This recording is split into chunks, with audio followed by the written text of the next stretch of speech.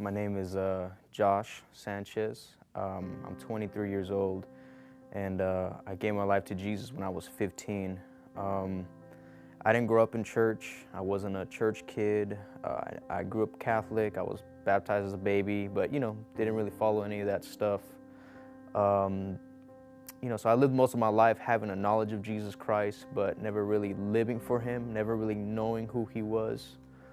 And it wasn't until, we decided to leave California because it was just a bad scene over there. My dad was involved in drugs and gangs and, all that stuff that involves that. So we left that place. We came to Texas. My aunt and uncle were stationed here in Fort Hood.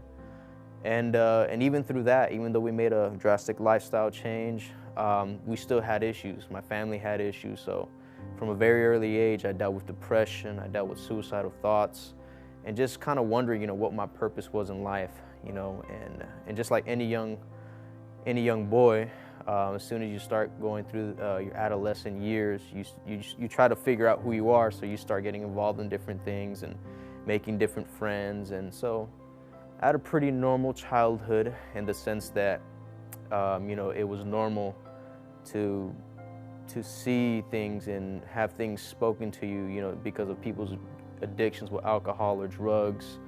And so leaving the house was my way of escaping the real world. So when I was at school, I didn't go there to learn. I just went over there to be with my friends, just, get away from that. But when I would go home, it was like a prison because, my dad was an alcoholic. My mom, she was very strict, very kind of abusive, at times. But, even in that, you make the best of it. But as the years go on, I just swept things under the rug. And, I came to a critical point in my life where I was about 15 years old where I was cracking, I was just losing it. I was losing my mind, it seemed. And my mom, around that same time, I got a job at a daycare.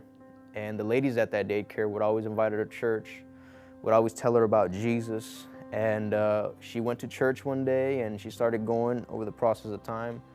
And before you knew it, man, she got saved. And she started reading the Bible in front of us, making us read the Bible, and we hated it, We didn't want to do that religious stuff. We didn't grow up that way, so why would we do it, But then, and then she started taking me to church. She took my brother to church, took my sister.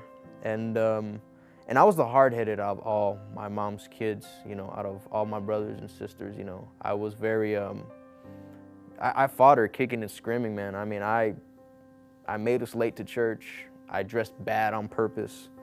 I just had no reverence for God or church or anything like that. I just thought it was a place of hypocrites. I just thought it was a place where you just waste your time, But it was probably about a year had passed of my mom just taking me to church to where one day I was falling asleep in church.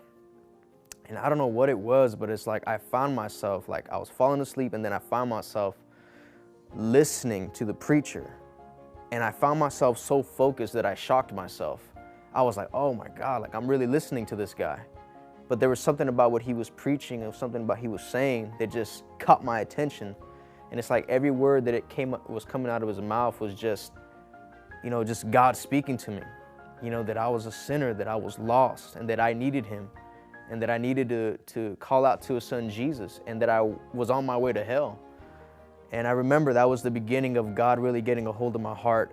And over a process of time, man, I just remember coming to a place where I was like, God, if there's nothing else in my life that makes sense anymore, because having a bunch of friends, relationships didn't make sense no more. It left me empty. It left me having trust issues. Chasing the things I thought would make me happy just left me more empty, a bigger void in my heart. And then I remember just crying out to God. I was by myself, and I said, God, you know what? When I go to church this Sunday, I'm gonna give my life to you. And I remember I went to church that Sunday. It was in December 2011, and the sermon was just basically on what Jesus did on the cross. And I remember just hearing that sermon, and it was exactly what I needed to hear. And I remember at the altar call, Pastor Oscar Gafour said, if you deny Christ before man, he'll deny you before the Father. And I remember that cut me to my heart. And I said, God, I don't want you to deny me because I've been denying you this whole time. And I remember just lifting up my hand as quickly as he said that statement. I went to that altar and I prayed, and that was just the beginning. And before you knew it, I got invited to go to morning prayer and had no idea what morning prayer was, but we went to morning prayer, and just something changed in that morning prayer meeting inside my heart where it's almost like my salvation was sealed. And next thing you know, I started carrying my Bible in school. I started telling people about Jesus. I stopped doing the stuff that I used to do. I stopped listening to certain things, stopped watching certain things. And I just began to fall in love with Jesus because now I had a purpose, and now I knew that, I'm not gonna waste my life. I'm gonna live for God. And I lived for Jesus. I got baptized in this church. I got filled with the Holy Ghost in this church, with evidence of speaking in tongues. And just God, a purpose, a plan, and a destiny just began to be unfolded before my eyes. And before I knew it, man, I was just in a place where I never thought I'd see myself, alive. By the time I was 18, now I'm 23, and I'm married. And I never thought I'd get married, and that's just the amazing grace of God right there. And one thing I tell people, man, is that I don't deserve what I have, and none of us don't, but that's what God gives us, is his son, Jesus Christ. And that's the greatest thing that's ever happened in my life, is just becoming a born-again Christian and living for Jesus.